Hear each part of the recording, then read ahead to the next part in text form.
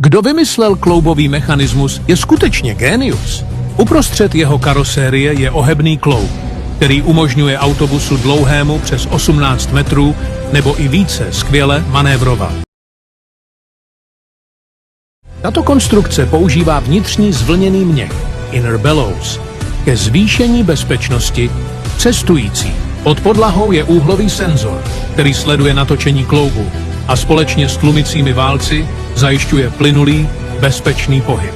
Podvozek tvoří lehký svařený rám v kombinaci s tlumicími válci a hydraulikou, který pohlcuje nárazy, snižuje vibrace a zajišťuje plynulou bezpečnou jízdu. V horní části kloubu je umístěno elektrické propojení, které zajišťuje přenos napájení a signálů mezi oběma částmi vozidla. Moderní kloubové mechanismy používané v autobusech jsou výsledkem dlouholetého vývoje a precizního inženýrství.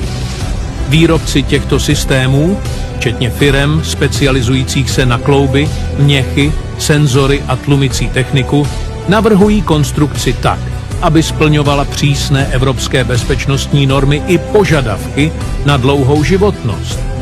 Díky tomu kloub spolehlivě zajišťuje stabilitu vozidla, bezpečný pohyb obou částí a komfort cestujících i při maximálním zatížení.